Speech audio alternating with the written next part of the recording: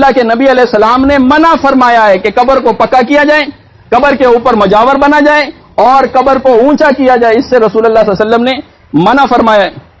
اور فرمایا کہ اشتد غضب اللہ، اللہ کا شدید غضب نازل ہوتا ہے علی قوم، اس قوم کے اوپر اتخذوا قبور انبیائہم مساجد، جو اپنی انبیاء کی قبروں کو سجدہ گاہ بنا لیتی ہیں۔ اسی طرح رسول اللہ صلی اللہ علیہ وسلم نے منع فرمایا ہے کس قبروں کے اوپر لکھنے سے، فرمایا کتابت کرنے سے منع فرمایا ہے۔ اور اسی طرح رسول اللہ صلی اللہ علیہ وسلم نے قبروں کے اوپر چراغ اور شمعیں جلانے سے منع فرمایا ہے۔ اور علی رضی اللہ تعالیٰ عنہ کو حکم دیا رسول اللہ صلی اللہ علیہ وسلم نے کہ اے علی جاؤ اور جو قبر اونچی نظر آئے اس کو زمین کے برابر کر دو، جو قبر اونچی نظر آئے اس کو زمین کے برابر کر دو، اور جو مجسمہ تصویر تمہیں نظر آئے اور اس کو مٹا دو، ختم کر دو۔ پھر علی رضی اللہ تعالیٰ کا عہد خلافت آیا۔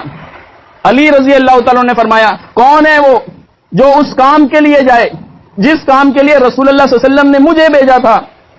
ابو حیاج اسدی وہ اٹھتے ہیں، ان کو بولتے ہیں کہ جاؤ اس کام کے لیے جس کام کے لیے رسول اللہ صلی اللہ علیہ وسلم نے مجھے بھیجا تھا، کہ کوئی قبر اونچی نظر آئے اس کو زمین کے برابر کر دو۔